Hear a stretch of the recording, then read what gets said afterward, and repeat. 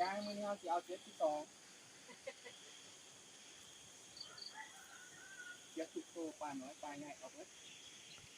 ถึกจะบอกเรื่องฝุ่นโอ้โอ้ผมหมานอยู่ได้กูบ้าครับได้คูบาทเนาะโอ้ป่าลงขังได้มื้อนี้เนื้อปลาลงเอายกฝุ่นโอ้ฝุ่นอาญะอีกแล้วฝุ่นเดือดดิพี่น้องเอ้ยฝุ่นได้เบิ่งเด้อพี่น้องหมานคักหมานแหน่เด้อปลาลงมาแล้วพี่น้อง มันอยู่บ่อ่ามันคือเก่าปลาซิวสองตัวครับพี่น้องเอ้ยปลาเงี้ยโอ้ยโอ้เต้นไปซะบัดนี่ฝุ่นโอ้มีแต่ปลากระเดิดปาดฝุ่นบาทละถ้วยเลยบาทนี้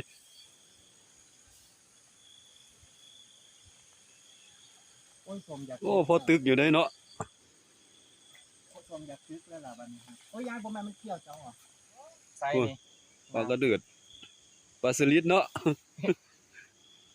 สลิดเล็กใส่อันได้ลายยกไอ้ FC เพิ่นเบิ่งดูเอาก็มาบางอย่างนี่ว่ะโอ้พุ่นได้ลายอยู่พุ่นโอ้ยได้เป็นโลพุ่นแล้วเป็นโลแล้วเอายกอีกมันย่อกับมันได้คือเพิ่นว่าแหละเนาะผ่าน3บาทนี้มาตั้งค่าเงินจักบาทโอ้ได้คู่บาทนี้ตั้งค่าเอาเงินจักบาท100อีกจักบาทมึงก็ดูมาแล้วบ่เงียบจิ๊บเงียบรอบนี้เงียบครับเงียบกิ๊บรอบมันก็ได้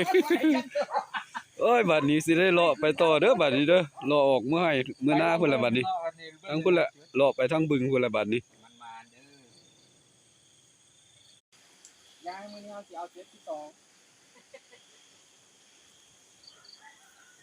เจ็ดทุกตัวปลาน้อยปลาใหญ่เอาเบิดถึกจะบอกเรื่องฝุ่นโอ้ผมหมานอยู่ได้กูบ้าครับได้คูบาทเนาะโอ้ป่าลงขังได้มื้อนี้เนื้อปลาลงเอายก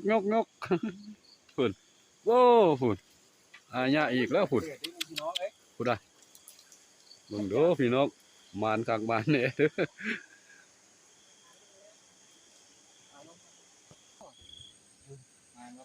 มันอยู่บ่มันคือเก่าปลาซิวสองตัวครับพี่น้อง